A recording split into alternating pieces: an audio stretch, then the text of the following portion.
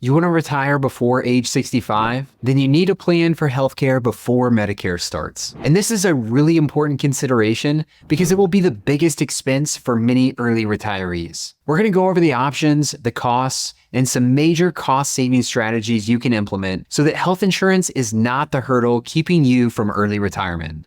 Let's jump in. So first, if your spouse is still working and you can get on their insurance plan, then that's often going to make sense. I think this one is obvious, so I'm not going to spend any more time on it. Similarly, some employers offer retiree health benefits. These aren't super common and they'll vary in terms of cost and coverage, but if your employer offers this, then it should be high on the list of options. But the first option I'm going to cover in depth is COBRA coverage. COBRA is a continuation of your employer-sponsored health insurance. If your employer has 20 or more employees, this could be an option for you.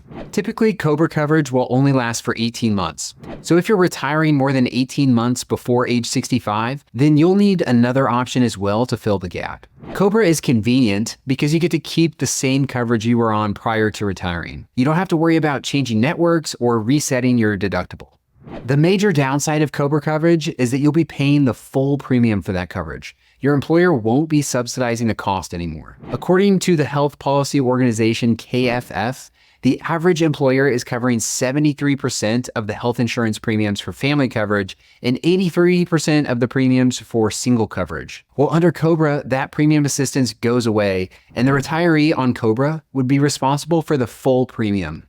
According to the same study from KFF, the average full premium for single health coverage was $8,435 per year, and for family coverage, it was $23,968 per year. So it is a substantial cost. Now, one nice thing with COBRA is that you can pay your premiums with a health savings account. So if you have a balance built up in an HSA, then you can pay premiums with tax-free dollars, which helps make the cost a bit more manageable.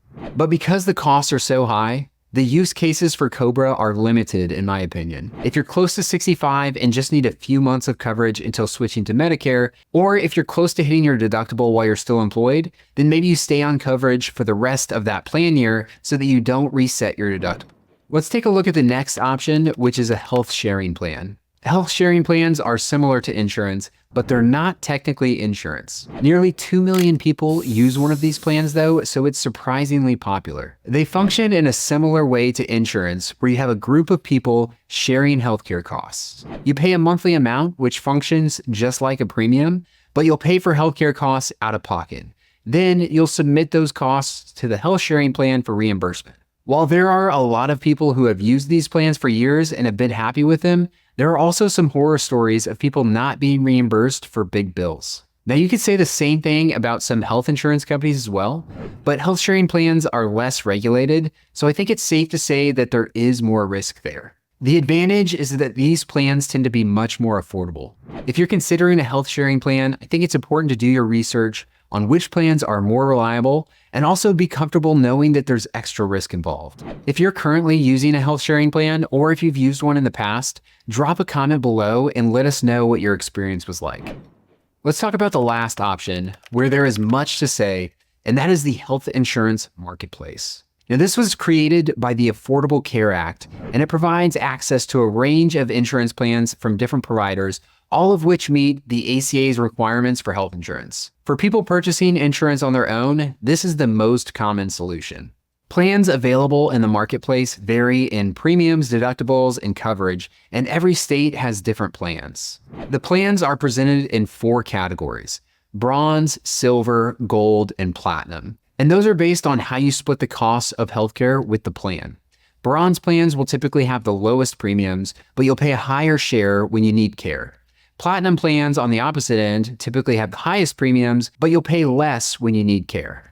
Again, every state has unique plans, so the costs will vary a lot depending on the state you're in. But in general, when you look at the premiums on these plans, you'll notice that they're higher than what you're probably used to paying while employed. Sometimes much higher. But, and this is really important, you may not have to pay the full premium. That's because of something called premium tax credits. These credits lower the monthly insurance premiums based on a household's income and size. The amount of the credit that you receive is based on your income relative to the federal poverty level. Now, in early retirement, you likely have some control over how much income you report on your tax return that year. That means you have some control over the premiums that you pay for your health insurance plan. The exact premium tax credit calculation is complex, so rather than laying that out, let's look at an example. We're going to look at a 62-year-old married couple in Missouri. If they were to go to the health insurance marketplace, they would find that the cheapest silver plan costs them $2,653 per month in premiums. That's nearly $32,000 per year, which is crazy. But they're going to show only $50,000 of modified adjusted gross income on their tax return in 2024. Now, that level of income puts them at 254% of the federal poverty level, which means that they're eligible for an estimated premium tax credit of $2,481 per month, bringing the monthly premiums of that same silver plan to a much more manageable $172 per month. Now, if instead their income doubled to $100,000 in 2024, the cost of that plan would be $708 per month, which is a lot more expensive than when they had less income, but still a far cry from the sticker price on that plan. And this is why it's important to have a plan for your retirement income strategy. You can control how much income would be reported on your tax return by pulling from different sources to create that income.